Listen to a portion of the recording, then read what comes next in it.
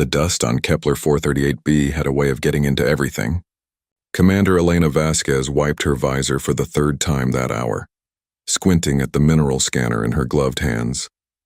The readings were strange, showing deposits of rare Earth elements that shouldn't exist this far from the planet's core. She made a mental note to send a probe deeper into the canyon tomorrow. Her transport rover sat 2 kilometers behind her, a small dot against the orange horizon. She had insisted on doing this survey alone, despite protests from her team. Elena preferred the solitude of frontier worlds. Out here, with just the wind and the rocks, she didn't have to think about the family she'd lost to raiders 5 years ago. Didn't have to remember her daughter's laugh or her husband's smile. The attack came without warning. 3 figures emerged from behind a rock formation, their movements too quick to be colonists, pirates, raiders, the same kind of filth that had destroyed her life.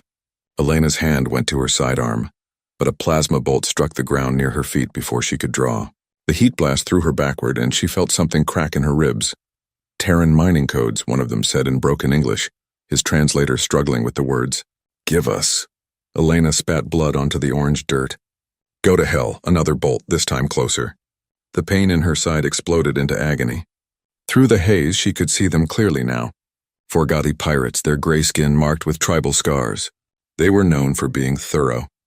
They would torture her for the access codes, then kill her slowly. She reached for her communicator, but a heavy boot crushed her hand. Bone snapped. Elena screamed. "Codes," the leader repeated, "or we take pieces until you tell us." Elena's vision blurred. Blood pooled beneath her. This was how it ended then. Alone on a frontier world, just like she'd always expected. She only hoped it would be quick. The sound that came next was unlike anything she'd heard before, a chittering, clicking noise that rose and fell like a song. The Vorgothi turned, weapons raised. Elena tried to focus to see what was happening. Insectoid forms, dozens of them, emerged from crevices in the rocks. They were each about the size of a large dog, with crystalline carapaces that gleamed in the setting sun. Their multiple eyes reflected light like jewels. Elena recognized them from the colony briefings. Xelati, the peaceful merchant species that traded along the frontier routes. The Vorgothi leader laughed. "Bugs, you think bugs scare us?" He fired at the nearest Xelathi. The plasma bolt struck its carapace and scattered into harmless light. The creature didn't even flinch. What happened next was almost too fast to follow. The Xelathi moved as one, flowing over the rocks like water. They didn't carry weapons, but they didn't need them. Their natural armor turned the plasma fire into light shows. Their mandibles, when they chose to use them, cut through the Vorgothi's armor like paper. It was over in seconds. The 3 pirates lay unconscious, wrapped in some kind of sticky substance that hardened on contact with air. The Xelathi ignored them and converged on Elena. She tried to push herself up to show she wasn't helpless. Her body refused to cooperate. Strong limbs, surprisingly gentle, lifted her. Multiple voices chittered in a language that sounded like wind chimes. "Please," Elena managed. "My rover. Medical kit." One of the Xelathi, larger than the others and bearing more elaborate markings, moved closer. Its antennae brushed Elena's face, and she felt a strange tingling sensation. When it spoke, the words came through her communicator's translator, but with an odd musical quality. "Your rover is too far. You will die before we reach it. We must take you to our colony." "No hospitals there," Elena said. Her words were slurring now. "Just let me die here." "That is not acceptable," the large Xelathi said. "I am Hive Mother Shrix. You are under our protection now." Elena wanted to argue, but darkness was pulling at her. The last thing she felt was the gentle swaying motion as they carried her deeper into the canyon. She woke to pain and the smell of something sweet, like honey mixed with minerals. The ceiling above her was made of the same crystalline material as the Xelathi's carapaces, glowing softly with internal light. Elena tried to sit up and immediately regretted it. Every part of her body screamed in protest. "Be still." Shrix appeared beside her, along with 2 smaller Xelathi that Elena guessed were medical attendants. "You were badly injured. Your species is fragile. How long?" Elena's throat felt like sandpaper. 3 days. We had to use emergency procedures. Your council will not be pleased with us. Elena processed this slowly. What kind of procedures? Shrix's antennae twitched in what Elena would later learn was the Xelathi equivalent of a worried gesture. We do not usually share our medical technology. There are treaties, agreements. But you were dying. I made a choice. You saved my life. Yes, and now there will be complications. Political ones. Elena managed a weak laugh that turned into a cough. Politics. Even out here on the frontier. Over the following weeks, Elena learned the truth of Shrix's words. The Zelathi colony received several stern messages from both human and Zelathi authorities. Apparently, the medical procedures used on Elena involved biotechnology that the Zelathi kept closely guarded. By using them on a human, Shrix had violated several interspecies treaties.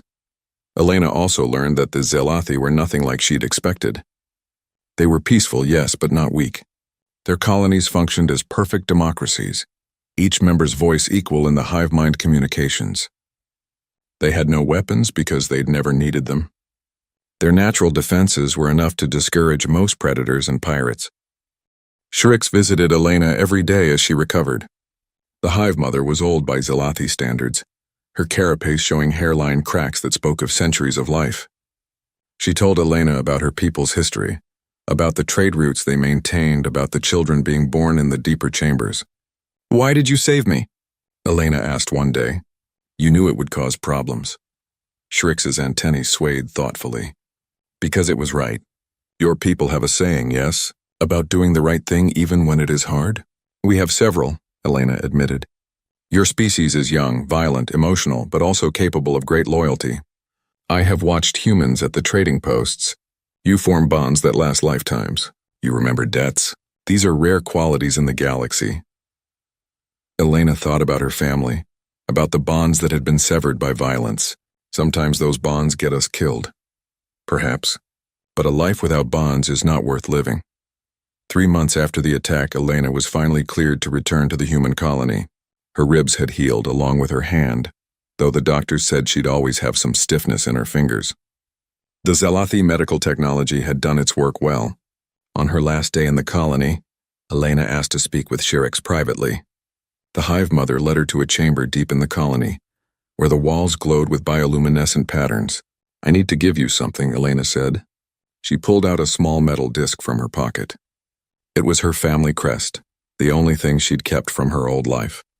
"This is a token of my bloodline. In human tradition, it represents an oath." Shrix's antennae quivered with curiosity. "What oath?"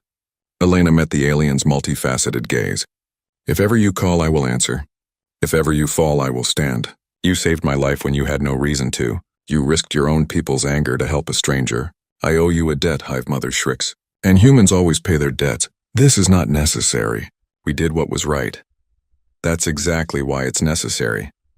Elena pressed the disc into one of Shrix's manipulator limbs. "Keep this. If you ever need help, send it to me.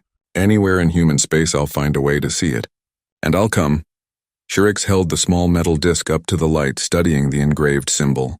"Your people are strange, Elena Vasquez. You turn simple kindness into eternal obligation." "We turn it into loyalty," Elena corrected. "There's a difference." "Perhaps." Shrix carefully stored the disc in a small pouch on her carapace. "I hope I never need to call upon this oath, but I will keep your token safe." Elena smiled, though her eyes were wet. "I hope you never need it either. But if you do, I'll be there. I swear it." They stood together in the glowing chamber, human and Zelathi, two beings from different worlds bound by a promise. Shrix's council had called her foolish for saving the human. They said it would bring trouble. They said humans were too violent, too unpredictable, too dangerous to involve in their peaceful existence. But as Shrix watched Elena leave the colony, walking tall despite her recent injuries, she felt she had made the right choice. There was something in the human's eyes, a fierce determination that spoke of unbreakable will. The galaxy was changing, becoming more dangerous. Perhaps having a human who owed you a debt wasn't such a bad thing after all. Elena returned to her survey work, but something had changed in her. The emptiness left by her family's death was still there, but it felt different now. She had a purpose again, a reason to become stronger. She owed a debt to the beings who had saved her, and Elena Vasquez always paid her debts. Within a year, she had transferred from survey work to the Terran Defense Force. Her experience on the frontier, combined with her natural leadership abilities, saw her rise quickly through the ranks. She never forgot the Zelathi colony, never forgot the weight of the oath she'd sworn. The metal disc sat in Shrix's private chamber, gathering dust as the years passed. The Hive Mother would sometimes take it out and study it, wondering if the human had truly meant those words. Humans were known for their passion, but also for their short attention spans. Would Elena really remember after 5 years? 10, 20? Shrix didn't know. But she kept the disc safe just in case. After all, she had seen something in Elena's eyes that day. Something that suggested when humans made promises, they carved them into their very souls. The galaxy continued its slow turn, unaware that a debt had been incurred. A debt that would one day shake the foundations of galactic politics. Because the Zelathi had helped a human, and humans never forgot those who helped them. Years later, when darkness came for the Zelathi, they would learn the truth of that promise. They would learn that when humans swore oaths, they meant them with every fiber of their being. They would learn that humanity's greatest strength wasn't their weapons or their technology. It was their memory.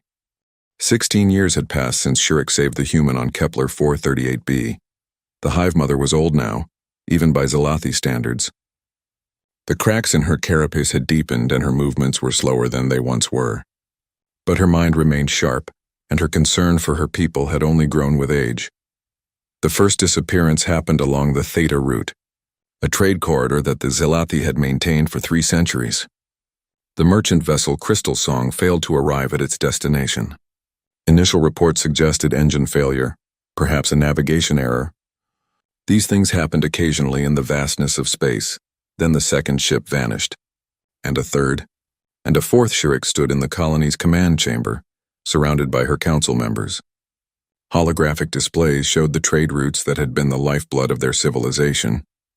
Red marks indicated the missing ships, 12 in total over the span of 6 months. It's the Krynoth, Ambassador Talon said. His carapace was a darker shade than Shrix's, marked with the silver bands that indicated his diplomatic status. Their empire has been expanding aggressively for the past 5 years. They've annexed 4 neutral systems already. Council member Vixel clicked his mandibles in disagreement. The Krynoth have never bothered us before. We have nothing they want. That was before, Talon said. Before they discovered that Zelathi Prime sits on one of the largest deposits of neutronium in this sector. Silence fell over the chamber. Neutronium was the rarest element in the known galaxy, essential for advanced shield technology and faster-than-light engines. A single kilogram could power a warship for years. How do they know about the deposits? Shrix asked quietly. That information was classified. I suspect we have a spy, Talon said. Someone sold the geological surveys to the Krynoth. It doesn't matter how they found out. What matters is what they'll do now that they know. Shrix moved to the largest holographic display, studying the positions of Krynoth military vessels. They were slowly encircling Zelathi space like predators preparing to strike. Have you presented this to the Galactic Council? 3 times, Talon said, and the bitterness in his voice was unusual for a Zelathi. They call it an internal border dispute. They say the Krynoth have the right to patrol their own territory and that we should negotiate. Negotiate with slavers and conquerors? Vixel's voice rose in pitch. The Krynoth don't negotiate. They demand, they take, they destroy. Shrix had seen the reports of what happened to species conquered by the Krynoth Dominion. The Reptilian Empire believed in a strict hierarchy, with themselves at the top and everyone else's resources to be exploited. They had exterminated entire civilizations that refused to submit. We need allies, Shrix said. We cannot face the Krynoth alone. Who would ally with us? Another council member asked. We're merchants, not warriors. We have no military, no weapons, no fleet. We offer nothing of strategic value to the major powers. We offer our trade routes, our knowledge, our neutronium deposits, Talon interrupted, which is exactly why no one will help us. Every major power wants those deposits for themselves. If they let the Krynoth take us, they can always negotiate with the Krynoth later, or conquer them and take the deposits by force. The brutal political calculation hung in the air like poison. The Zelathi had spent centuries being neutral, being peaceful, being the friendly merchants that everyone liked but no one protected. Over the following months, the situation deteriorated. More ships disappeared. Krynoth vessels began patrolling the borders of Zelathi space openly, no longer pretending to respect their sovereignty. Talon traveled to a dozen worlds pleading for assistance, for intervention, for anything. He returned empty-handed every time. The council won't act, he reported at an emergency session. They say they need proof of hostile intent, proof. As if missing ships and military buildups aren't proof enough. Shrix felt the weight of her years pressing down on her. She had lived through peaceful times, through prosperity and growth. She had watched generations of hatchlings grow into adults, had seen her people thrive, and now she would watch them fall, unless there was another option. That night, alone in her private chamber, Shrix opened an old storage container. Inside, covered in dust, was a small metal disc with a human family crest engraved on its surface. She held it up to the light, remembering the day Elena Vasquez had pressed it into her manipulator limb. If ever you call, I will answer. If ever you fall, I will stand, human words, human promises. The other council members had called it sentiment, meaningless emotion. Humans were violent, yes, but also unreliable. They fought among themselves constantly. What were the chances that one human officer would remember a promise made 16 years ago? But Shrix remembered Elena's eyes. The fierce determination, the absolute certainty. Humans might be emotional, but they were also stubborn beyond reason. When they made promises, they seemed to carve them into their very souls. The official announcement came 2 weeks later. The Krynoth Dominion issued a formal declaration, claiming that Zelathi Prime and 7 surrounding systems were now part of Krynoth territory. They gave the Zelathi 30 days to evacuate or submit to Krynoth rule. The Galactic Council issued a strongly worded statement of concern and did nothing else. Shrix called an emergency meeting of the full colony, not just the council.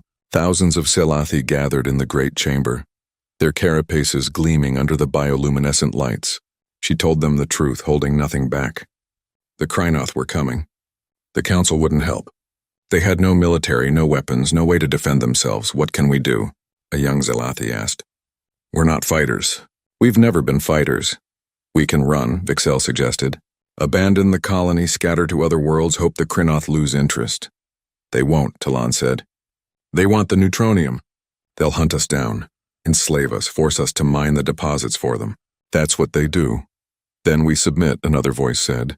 Perhaps under Krynoth rule we can survive. Shrix thought of the reports she'd read. The Krynoth didn't believe in mercy or compassion. Species that submitted were worked to death in mines and factories. Their children were taken and raised as servants. Their culture was erased, their language forbidden. I have another option, Shrix said quietly. The chamber fell silent. 16 years ago I saved a human life. That human swore an oath to me, a debt of honor. She gave me a token and told me that if I ever needed help, I should send it to her.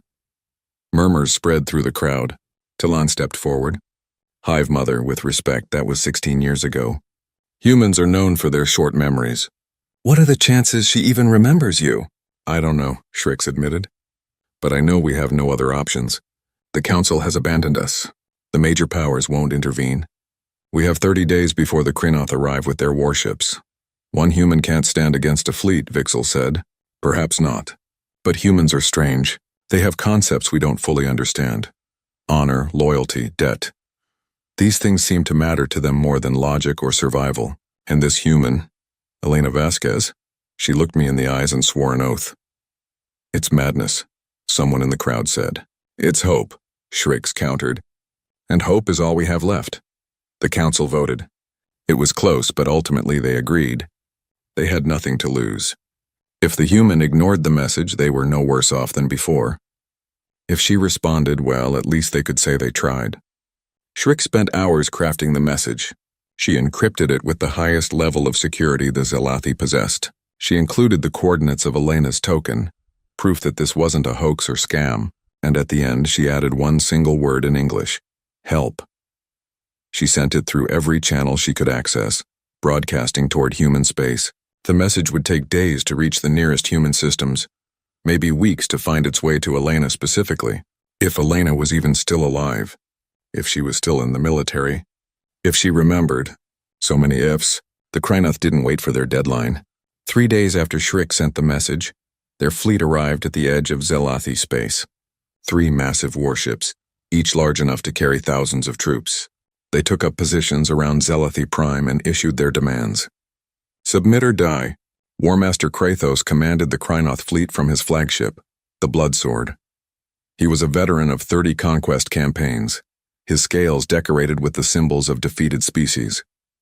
To him, the Zelathi were just another weak civilization to be absorbed into the Dominion. He opened a communication channel to the planet below. Zelathi, you have 24 hours to surrender unconditionally. Lower your shields, deactivate your defenses, and prepare to receive Dominion forces. If you comply, your deaths will be quick. If you resist, we will make examples of your children.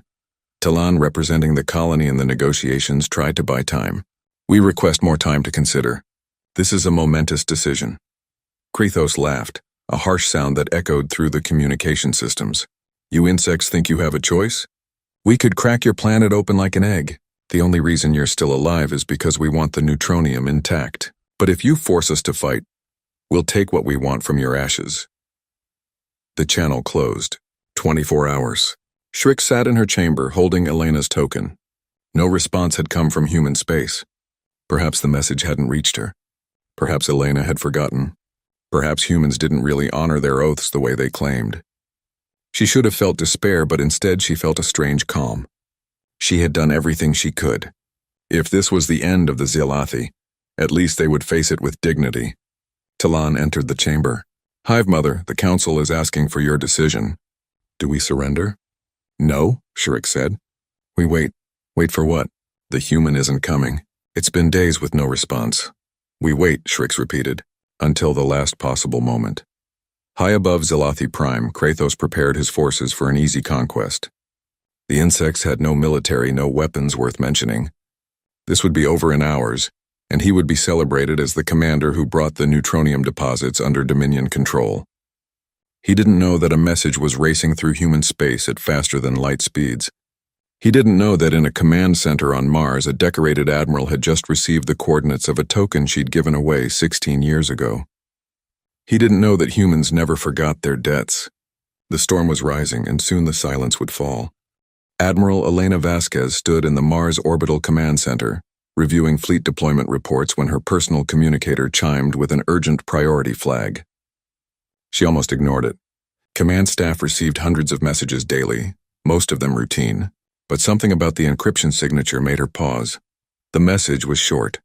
Coordinates, a single word, and an image that made her breath catch in her throat, her family crest, the token she'd given to a Zelathi hive mother 16 years ago. Elena's hand trembled slightly as she opened the full message. The coordinates pointed to Zelathi Prime. The word was simple and devastating. Help, ma'am. Lieutenant Marcus Chen, her tactical officer, noticed her expression. Is everything all right? Elena didn't answer immediately. She was reading the attached briefing that had come with the message. Krynoth warships. Demands for surrender. The Galactic Council's refusal to intervene. She saw it all clearly. The Zelathi were facing extinction, and no one would help them, except she'd promised. Chen, get me a priority channel to Admiral Morrison. Highest encryption. Yes, ma'am. Chen moved to comply, but his curiosity was obvious. If I may ask, what's this about? A debt, Elena said quietly. One I'm about to pay. Admiral James Morrison appeared on the holographic display 10 minutes later. He was a career military man, known for his pragmatic approach to galactic politics. Vasquez, this better be important. I'm in the middle of budget negotiations. I need authorization to mobilize a fleet, Elena said without preamble. Destination Zelathi Prime, timeline immediate. Morrison's expression hardened. The Zelathi situation? Vasquez, you know that's a political minefield. The Krynoth Dominion has been rattling sabers for months, and Command doesn't want to provoke them into a wider conflict. They're about to commit genocide, sir. 3 warships are in position to bombard the planet. The Zelathi have no defenses, no military. They're merchants and traders. This is slaughter, not war. It's also none of our business, Morrison said, though his tone suggested he didn't entirely believe his own words. We have treaties with the Krynoth. Shaky ones, sure, but treaties nonetheless. If we interfere in what they claim is an internal annexation, we could be starting a war. Elena had expected this response. She'd spent the last 10 minutes reviewing obscure sections of Terran military code, looking for anything that would give her legal standing. She'd found it in an article so old that most officers didn't even know it existed. Sir, I'm invoking Article 7, Section 3 of the Terran Defense Charter. Morrison blinked. What? Article 7, Section 3. Honor debts of officers. It states that any officer who has incurred a personal debt of honor to a non-hostile alien entity has the right to request resources to fulfill that obligation, provided it doesn't compromise Terran security. That's a 200-year-old regulation from the frontier days, Morrison said. No one's invoked it in decades. But it's still in the charter, sir. And I have incurred such a debt. Elena transmitted the full story to Morrison's terminal, the attack on Kepler 438b, the Zelathi rescue, the oath she'd sworn. Morrison read in silence. When he finished, he leaned back in his chair and sighed. You're really going to do this? Yes, sir. With or without authorization. But I'd prefer to do it legally. That's insubordination. That's honor, sir. And if the Terran Defense Force doesn't stand for honor anymore, then what are we defending? Morrison was quiet for a long moment. Elena could see him weighing the political ramifications against the moral imperative. Finally, he spoke. You get one ship, and it has to be volunteers only. I'm not ordering anyone into what could become a shooting war with the Krynoth. One ship is all I need, sir. Which ship? Elena had already made her choice. The TDS repayment. She's due for a shakedown cruise anyway. Fresh out of refit, full weapons load, crew of 3,200. Morrison's eyebrow rose. You want to take a heavy cruiser into Krynoth space? I want to keep a promise, sir. The ship is just a tool. You're insane, Vasquez. You know that? I've been called worse, sir. Morrison authorized the deployment with visible reluctance. Elena immediately sent out the call for volunteers. She was honest in her message to the crew. This was a rescue mission that could turn into a combat situation. They might be starting a war with the Krynoth Dominion. They might be violating half a dozen treaties. And they might be doing it all for a species that most humans had never even heard of. She expected maybe a few hundred volunteers, career officers looking for advancement, or adrenaline junkies seeking action. Within 3 hours, over 3,000 crew members had signed up. The entire complement of the TDS repayment and then some. Lieutenant Chen was the first to volunteer. When Elena asked him why, he simply shrugged. You kept a promise, ma'am. That means something. And if the brass won't back you, the crew will. The TDS repayment was a Valkyrie-class heavy cruiser, one of the most advanced warships in the Terran fleet. She carried enough firepower to level a small moon. With railgun batteries that could accelerate projectiles to 30% of light speed, her armor was layered neutronium composite, capable of withstanding direct nuclear strikes, and her crew was among the best in the fleet. Elena stood on the bridge as the ship prepared for departure. Around her, officers moved with practiced efficiency. Weapon systems were charged. Navigation plotted the fastest route to Zelathi space. Medical bays were prepped for potential casualties. All stations report ready, Chen said from the tactical station. We can depart on your order, Admiral. Elena looked at the holographic display showing Mars' orbit. Earth hung in the distance, a blue marble against the black. Somewhere down there, politicians were probably already screaming about this mission. Let them scream. She had a promise to keep. Take us out, helmsman. Maximum FTL. Destination, Xelathi Prime. Aye, ma'am. Ita, 3 weeks. 3 weeks. Elena hoped they weren't too late. The journey through faster-than-light space gave Elena time to prepare her crew. She called daily briefings explaining everything she knew about the Zelathi, the Krynoth, and the situation they were flying into. She shared the story of how Shrix had saved her life, how the Zelathi had risked political consequences to help a dying human. These aren't warriors, she told her assembled officers. They're merchants, traders, peaceful beings who've never hurt anyone. And now they're facing extinction because they happen to live on a planet with valuable resources.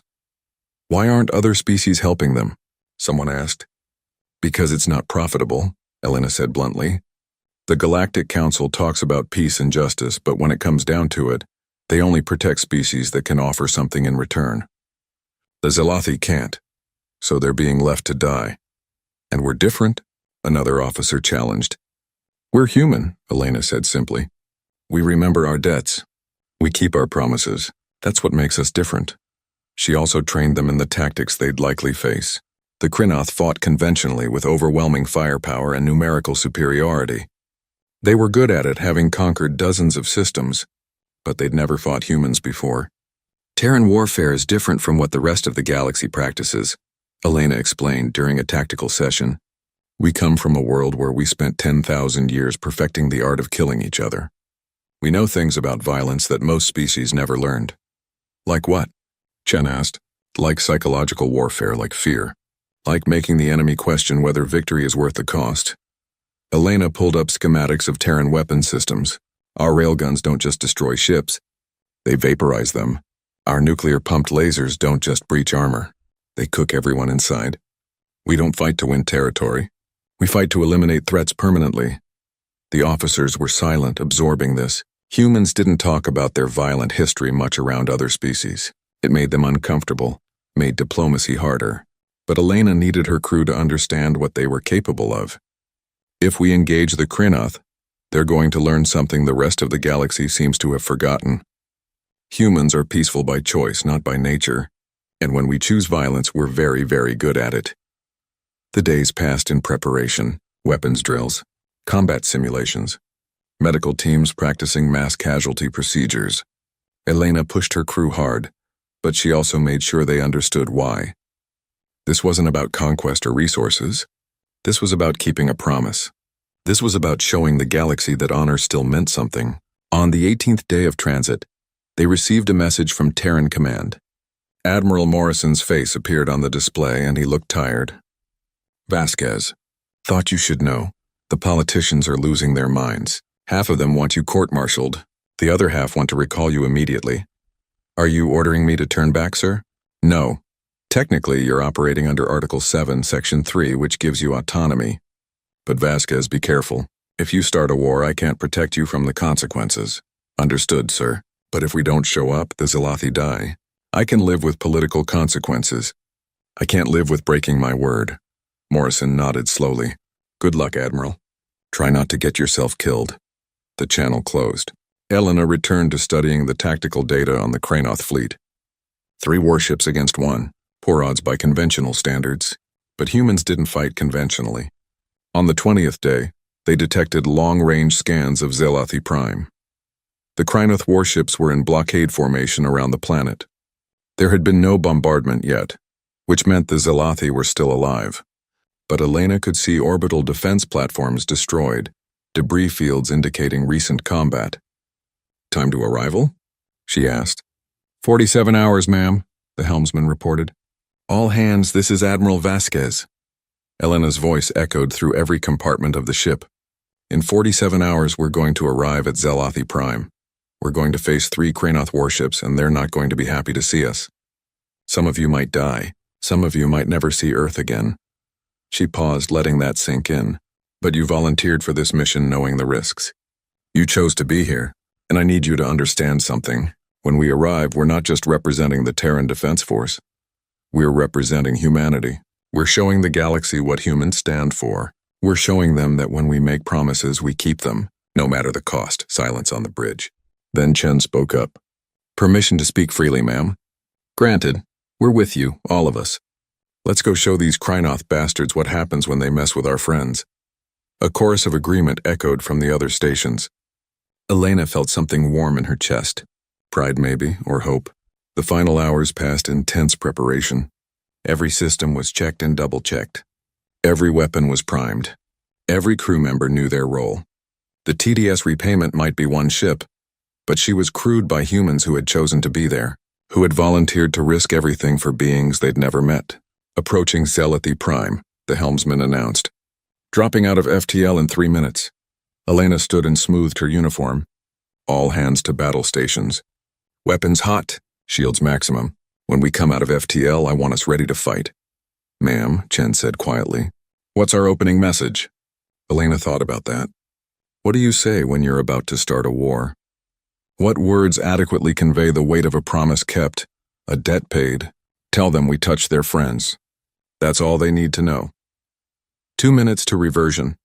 Elena watched the countdown. Somewhere below, on Zelathi Prime, Shrix was probably wondering if her message had been received.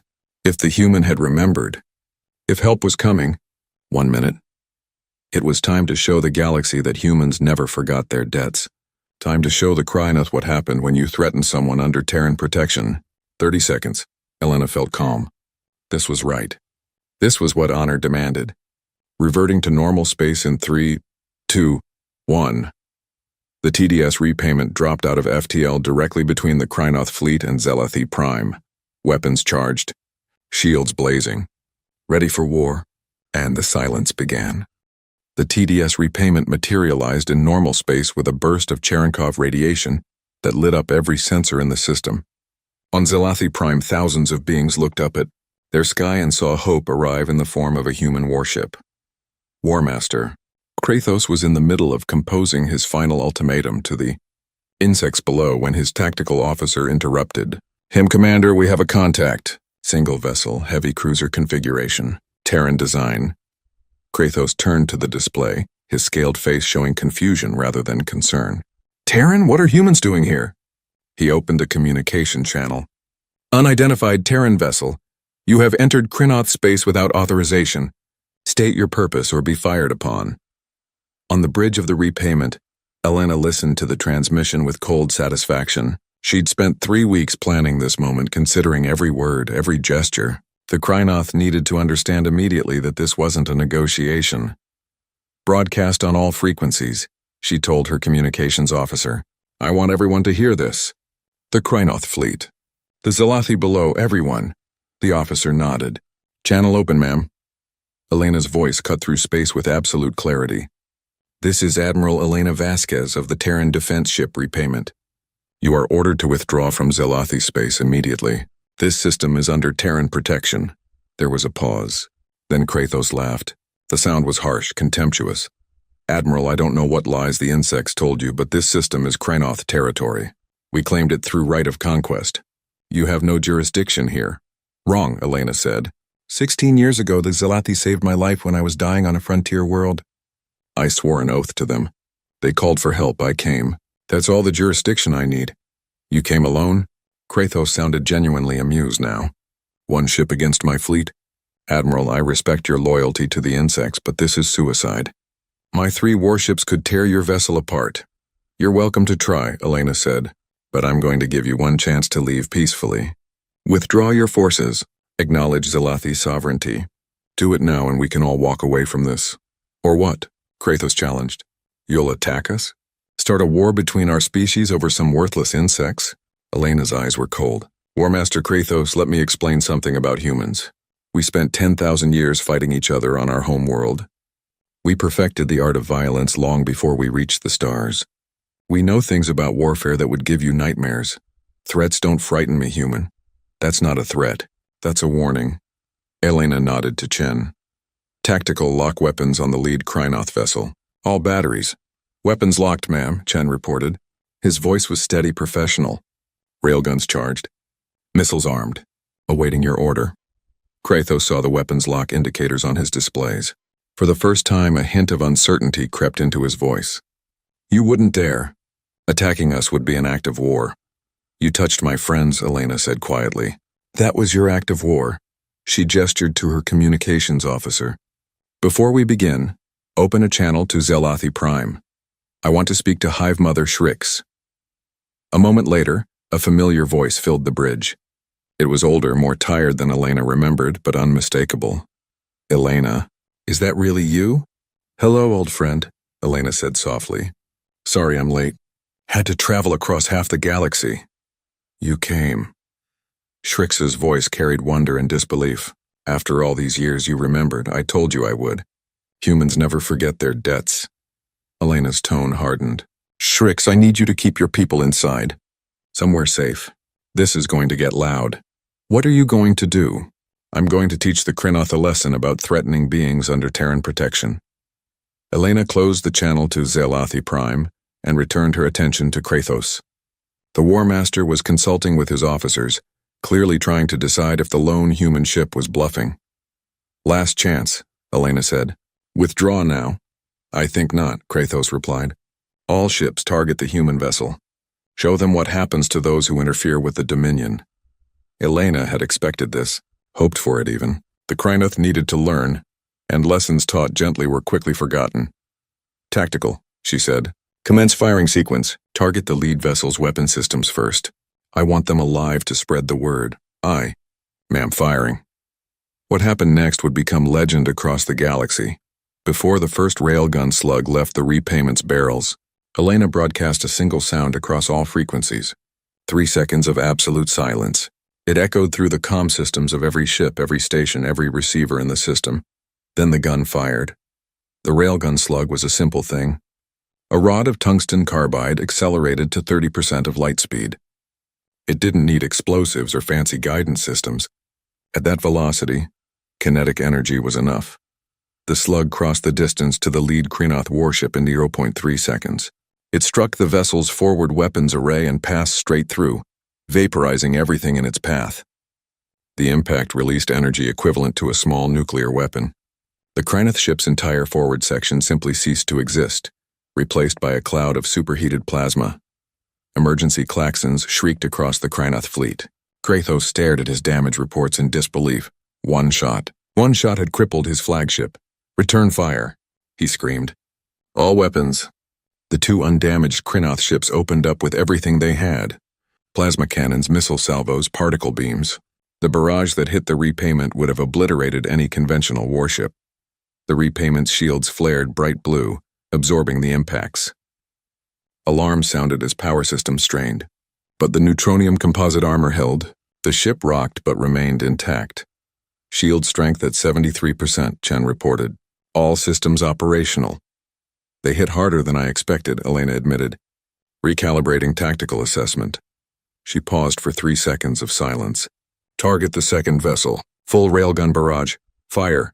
6 railgun slugs launched simultaneously. At 30% of light speed, they hit the second Krynoth ship before its crew could even react. The first 2 struck the engines, turning the propulsion system into an expanding cloud of debris. The next 3 hit along the spine, breaking the ship's back. The 6th punched through the command deck. In 10 seconds, the second Krynoth warship was reduced to a dead hulk, venting atmosphere and bodies into space. Elena broadcast another 3 seconds of silence. "That's 2, she said calmly. "War Master Kratos, I'm going to ask you one more time. Withdraw your forces." Kratos was no longer laughing. His flagship was crippled, one of his escorts was destroyed, and the human ship had barely been scratched. This wasn't how battles were supposed to go. The Krynoth had superior numbers, superior positioning. They should have won easily. But the human wasn't fighting like any enemy he'd faced before. The pauses between shots, the deliberate silence. It was psychological warfare designed to maximize fear. And it was working. "You can't win," Kratos said, but his voice lacked conviction. "Even if you destroy my fleet, the Dominion will send more. Dozens of ships, hundreds. You can't protect the insects forever." "I don't need to protect them forever," Elena replied. "I just need to make sure that every Krynoth ship that comes here learns the same lesson. And trust me, War Master, by the time I'm done with you, no Krynoth commander will want to come within 100 light years of Zelathi space." She opened a new channel. This one broadcast across the entire sector. "This is Admiral Elena Vasquez of the Terran Defense Force. Let it be known across the galaxy that the Zelathi people are under Terran protection. Any attack on them will be considered an attack on humanity itself, and humanity does not forgive attacks on its friends." Elena returned her attention to Kratos. "Now about that 3rd ship of yours." The remaining intact Krynoth warship was already moving, its commander trying to get distance from the Terran vessel. Smart but futile. The repayment's engines were more advanced, her speed superior. Tactical deploy missile swarm. Pattern Omega. "Aye, ma'am." Missiles away. 100 small missiles launched from the repayment's tubes. They weren't large weapons. Each carried a nuclear warhead rated at 5 kilotons. Individually, they wouldn't do much damage to a warship's armor, but they didn't attack individually. The missiles spread out in a precise pattern, forming a sphere around the fleeing Krynoth vessel. Then on Elena's command, they detonated simultaneously. 100 small nuclear explosions, all focused inward, created a compression wave that crushed the Krynoth ship like a tin can. The vessel's armor buckled. Bulkheads collapsed. The ship imploded, its own structural integrity turned against it. 3 seconds of silence. "That's 3, Elena said. "Your fleet is destroyed, War Master Kratos. Your flagship is crippled and dying. You have maybe an hour of life support left, so I'm going to make you an offer." Kratos said nothing. He was watching his life support indicators drop, watching his crew struggle with failing systems. Around him, the Krynoth military doctrine of overwhelming force had just been shattered by a single human ship. I'm going to let you live, Elena continued. I'm going to let you limp back to Krynoth space in your broken ship. And I want you to tell your masters exactly what happened here. Tell them that humans keep their promises. Tell them that we protect our friends. Tell them that if they ever threaten the Zelathi again, I'll personally lead a fleet that will turn their homeworld into a debris field. You're bluffing, Kratos said weakly. You can't really do that, can't I? Elena's voice was arctic cold. War Master, do you know what we call our ships? The TDS repayment. Do you know why? Because humans believe in repaying debts, both the good ones and the bad ones. The Zelathi helped me, so I'm repaying that kindness. You threatened them, so now you get to experience the other kind of repayment. She leaned forward in her command chair. Go home, Kratos. Tell your people what you learned here today. Tell them that humanity has drawn a line around the Zelathi, and that crossing that line means death. The Dominion will never accept this, Kratos said. We don't bow to threats. Then you'll learn the hard way. Every ship you send here I'll destroy. Every commander who follows you I'll send home in pieces. Eventually your leaders will realize that the neutronium isn't worth the cost. Because the cost will be paid in Krynoth blood. Elena nodded to Chen. Tactical, disable their weapons and FTL drive, but leave life support intact. Let them drift until they can make repairs. Yes, ma'am, firing. Precise railgun shots took out the flagship's remaining weapons arrays and its FTL engine. Kratos and his crew were left alive but helpless, drifting in space with just enough power to survive. This battle is over, Elena broadcast across all frequencies. The Zelathi system is now under Terran protection. Any vessel entering this space will be hailed and inspected. Any hostile action will be met with immediate and overwhelming force. This is not a negotiation. This is a fact. She closed the channel and slumped slightly in her chair. The adrenaline was wearing off, leaving her tired. Status report. Shield generators at 40%, Chen reported. Minor damage to outer hull plating. No casualties. All systems operational. And the Zelathi? Hive Mother Shrix is requesting communication, ma'am. Elena straightened. Put her through. Shrix's voice filled the bridge again, but this time it was thick with emotion. Elena, what you did? We have no words. You came alone against 3 warships. I wasn't alone, Elena corrected. I had 3,200 crew members who volunteered for this mission, and I had a promise to keep. You could have died. Your whole crew could have died.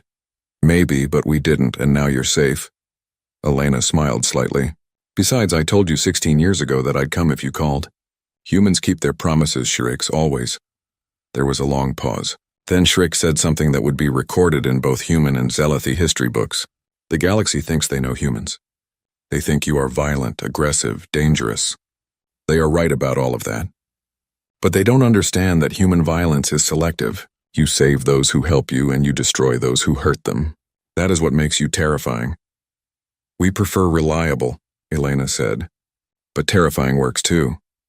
Around the bridge, the crew allowed themselves small smiles. They had won. Against 3 warships, against political opposition, against the odds, they had won, because they had kept a promise. Elena looked at the tactical display at the wrecked Krynoth ships at Zelathi Prime safe below. The silence had fallen just as she'd promised it would. Every time a Terran gun had fired, silence had followed.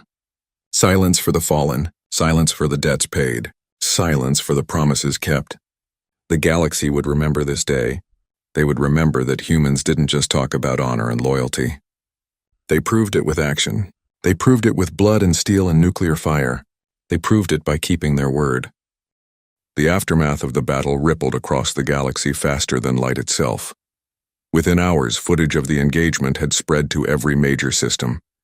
The images were impossible to ignore. 3 Krynoth warships, pride of the Dominion fleet, reduced to scrap by a single human cruiser. But it wasn't just the military victory that captured attention. It was the reason behind it. One human officer keeping a 16-year-old promise. One human crew volunteering to risk war with a major power for beings they'd never met. The concept baffled most galactic civilizations. In the Galactic Council chambers on Centauri Prime, emergency sessions had been called almost immediately.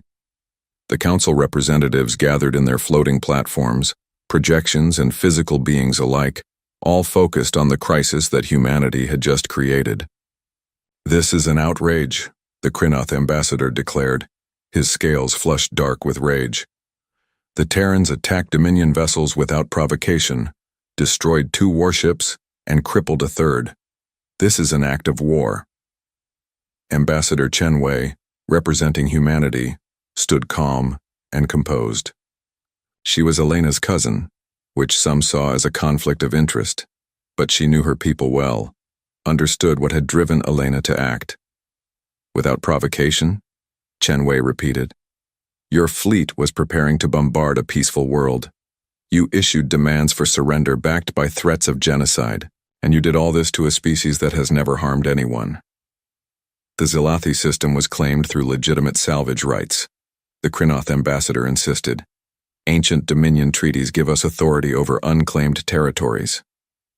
Zelathi Prime isn't unclaimed. The Zelathi have lived there for 3,000 years. Your treaties are meaningless fabrications. The council moderator, a crystalline being named Selector Vaughn, interrupted.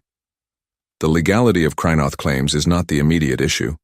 What concerns this council is the Terran military action." "Ambassador Chen Wei, can you explain why your admiral violated established protocols for conflict resolution?" Chen Wei had prepared for this question. She'd spent the last day reviewing Elena's transmissions, understanding the legal framework her cousin had used. Admiral Vasquez acted under Article 7, Section 3 of the Terran Defense Charter. An obscure regulation, yes, but entirely legal. She had incurred a personal debt of honor to the Zelathi. When they called for help, she was obligated to respond. "A debt of honor?" The Vraxian representative, a methane breather whose voice came through translation, sounded confused. "This is not a recognized legal framework in galactic law. It's recognized in human law," Chen Wei countered. "And that's what matters. Admiral Vasquez didn't act as a representative of Earth. She acted as an individual officer exercising her legal rights under Terran code. Any penalties or consequences fall on her alone, not on humanity as a whole." "Convenient," the Krynoth ambassador spat.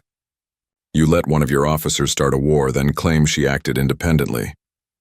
"Did she start a war?" Chen Wei asked. "Because from where I stand, she ended one. Your fleet was about to commit genocide. She stopped it. If the Dominion chooses to escalate, that's your choice, not ours." The debate continued for hours. Some council members demanded sanctions against humanity. Others pointed out that the Krynoth had been the aggressors. A few quietly admitted that someone needed to stand up to the Dominion's expansion, and they were glad it had been humanity rather than them. The Zelathi representative, Ambassador Talon, finally spoke. His voice was soft but carried weight. "This council failed us. We brought evidence of Krynoth aggression. We showed you the missing ships, the military buildup, the explicit threats, and you did nothing. You called it an internal dispute and told us to negotiate with conquerors." Silence fell across the chamber. Talon continued. "Then one human, remembering a kindness from 16 years ago, came to our aid. She risked her career, her ship, her crew. She kept a promise that no one would have blamed her for forgetting. And now you debate whether she should be punished for it?" "The law must be consistent," Selector Vaughn said. "We cannot allow individual military officers to declare systems under protection based on personal promises." "Why not?" Talon challenged. "Your laws didn't protect us, your treaties didn't save us. Your council's deliberations would have continued while our children died. But human honor, human promises, those saved us. Perhaps the galaxy needs more humans and fewer laws." The statement hung in the air like an accusation. Many council members shifted uncomfortably. The Zelathi were peaceful, respected traders. Hearing them speak with such bitterness was unusual. "This council will take a recess," Selector Vaughn announced. "We will reconvene in 3 days to vote on sanctions and responses." The platforms dispersed. Chen Wei returned to her quarters and immediately opened a secure channel to Mars Command. Admiral Morrison appeared on the screen, looking exhausted. "How bad is it?" she asked. "Mixed," Morrison admitted. "The politicians are split. Half want to give Elena a medal. The other half want to court-martial her. The military brass is mostly on her side, though. Hard to punish someone for winning a 3-to-1 battle with no friendly casualties. And the Krynoth? Will they retaliate? Morrison shook his head. Intelligence suggests they're in shock. Kratos made it back to Dominion space and submitted his report. The Krynoth High Command is apparently having heated debates about whether the neutronium is worth fighting humanity over. Good. That's what Elena wanted, make them afraid to come back. It worked. Too well, maybe. The entire galaxy is reassessing humanity's military capabilities. Some species are requesting defensive treaties with us. Others are getting nervous, worried we'll become the next aggressive empire. Chen Wei sighed. We just want to be left alone. Then we shouldn't have shown them what we're capable of, Morrison said. But what's done is done. Elena broke a Krynoth fleet and established a new doctrine, whether she meant to or not. The Zelathi doctrine, some are calling it. Any species that helps a human in genuine need earns humanity's protection. That's going to have consequences. Everything has consequences. At least these are the kind we can live with. On Zelathi Prime, the celebration was unlike anything the species had ever experienced. The Zelathi weren't warriors. They had no traditions of military victory, no history of triumph in battle. But they understood survival, and they understood gratitude. Elena stood in the great chamber where she'd first recovered 16 years ago. It looked the same, but everything felt different. Then she'd been a broken survivor being helped by strangers. Now she was the savior who had kept her promise. Shirix approached slowly, her movements showing her great age. The battle had taken a toll on the Hive Mother. The stress, the fear, the relief. It had all been too much for her ancient body. Elena, she said, I need to give you something. You don't need to give me anything. I kept my promise. That's all. No, Shrix held out her manipulator limb. In it was Elena's old family crest, the token she'd given all those years ago. This is yours. The debt is paid. Elena took the token and felt its familiar weight. The debt was never about obligation, Shrix. It was about friendship. Then as friends, I ask you to keep it, not as a debt, but as a reminder. You changed everything, Elena. Not just for the Zelathi. For everyone. I just kept a promise.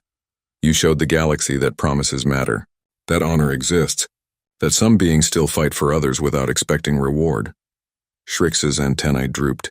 I am old, Elena. This will likely be the last time we meet. But I want you to know that saving you all those years ago was the best decision I ever made. Because you saved not just me, not just my colony, but my entire species. Elena felt tears on her cheeks. Don't talk like that. You'll live for years yet, perhaps. But even if I don't, I die knowing that my people will survive. Because they have a friend who keeps promises. Shrix placed a manipulator limb gently on Elena's shoulder. Thank you, Elena Vasquez. For remembering. For coming. For everything. 3 months later, Hive Mother Shrix died peacefully in her sleep. The entire Zelathi civilization mourned. Elena attended the funeral, standing among the thousands of Zelathi in the great chamber. They sang for Shrix, a keening sound that spoke of loss and love and gratitude. Elena left her service medals on Shrix's memorial platform. The ones for bravery, for command, for the Battle of Zelathi Prime. She kept only one, the simple frontier service medal she'd worn when they first met. Debt paid, old friend, she whispered. Debt paid. The political fallout continued for months. The Galactic Council eventually issued a formal reprimand to Admiral Vasquez for unauthorized military action. She accepted it without comment. The Terran High Command promoted her to Fleet Admiral and assigned her permanent command of the Zelathi sector.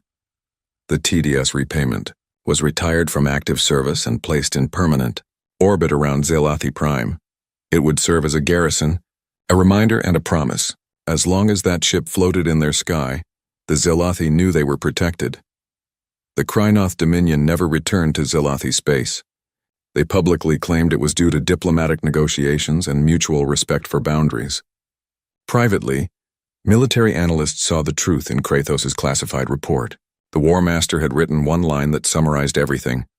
The humans fight like demons, but worse. Demons you can fight. Demons you can understand. Humans you cannot predict. Cannot frighten, cannot dissuade when they believe they are right. Recommend avoiding conflict with Terran protected systems at all costs. The doctrine spread. Not through treaties or formal agreements, but through word of mouth. Stories told in spaceport bars, warnings shared between merchant captains. Help a human and you gained a friend for life. Harm a human's friend and you learned what silence meant. 10 years after the battle, Elena walked through a memorial garden on Zelathi Prime. The Zelathi had built it to honor Shrix and the friendship between their species. At the center stood a Terran railgun slug, mounted vertically like a monument. It was one of the original shots fired during the battle, recovered from the debris field. The inscription was in both English and Zelathi. They remembered. They came. Silence followed. Elena touched the cold metal, remembering the battle, remembering Shrix, remembering why she'd fought. A young Zelathi approached her, one of the new generation born after the battle. Admiral Vasquez, I'm Crix, Shrix's great-grandchild. I wanted to thank you. You don't need to thank me, but I do. Because of you, I was born free. Because of you, I grew up on Zelathi Prime instead of in a Krynoth labor camp. Because you kept a promise. Elena smiled. Your great-grandmother saved my life. I just returned the favor. Is it true what they teach us? That humans never forget? We try not to. The good and the bad, we remember it all. Crix's antennae swayed thoughtfully. We have a new saying now. Help a human once and you gain a friend forever. Harm their friends and you learn what true silence means. I've heard that one, Elena said. It's spreading across the galaxy. Good. Let it spread. Let everyone know that some species still believe in honor. Elena stayed on Zelathi Prime for another week, meeting with the Colonial Council, reviewing the defense arrangements, ensuring that the protection she'd promised would continue after she was gone.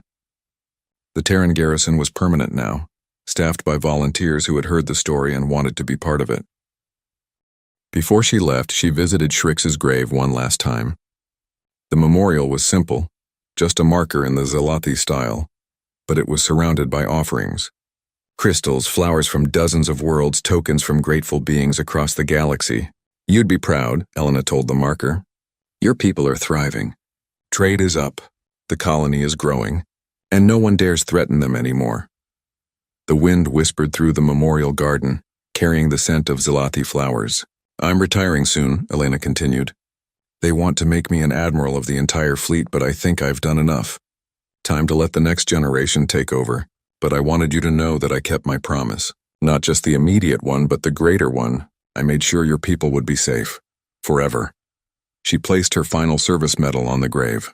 It was her fleet admiral insignia, the highest rank she'd achieved. For you, old friend. Because none of this would have happened if you hadn't taken a chance on a dying human. You changed the galaxy, Shrix. You just did it by being kind. Elena walked away from the memorial back toward her transport. Around her, Zelathi went about their daily lives, trading, building, raising their young, living in peace because one human had kept a promise. The galaxy had learned something that day at Zelathi Prime. They'd learned that humans were dangerous, yes, but they'd also learned that human violence was selective, directed, and protective. Humans didn't fight for territory or resources. They fought for ideas, honor, loyalty, friendship, and that made them more terrifying than any empire built on conquest. Because you could negotiate with empires. You could make deals, trade territory, find compromises, but you couldn't negotiate with someone who believed that keeping promises was more important than survival. You couldn't make deals with people who valued honor over their own lives. The Krynoth had learned this lesson. Others would learn it too in time. But most importantly, the galaxy had learned that the Zelathi were protected, not by treaties or councils or political arrangements, but by something far more reliable. They were protected by human memory. Elena boarded her transport and looked back at Zelathi Prime one last time.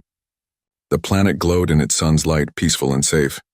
In orbit, the TDS repayment stood watch, a silent guardian. Silence for the fallen, Elena whispered, the phrase that had become her battle cry. And protection for the friends. The transport lifted off, carrying her back to Earth. But part of her would always remain on Zelathi Prime, bound to this world by a promise kept and a friendship that had changed the galaxy. Years later, when young human officers entered the academy, they learned about the Battle of Zelathi Prime. They learned about Admiral Vasquez and the debt she paid. They learned that humanity's greatest strength wasn't their weapons or technology. It was their memory. And every human who graduated from that academy made the same oath that Elena had made. If ever you call, I will answer. If ever you fall, I will stand. Because humans kept their promises. Always. And the silence that followed when they fought was just the beginning of a protection that would last forever. The Zelathi were safe, and the galaxy knew that when a Terran gun fired, silence followed. Not just the silence of battle, but the silence of enemies who learned to stay away. The silence of peace earned through strength and maintained through honor. The silence of a promise kept,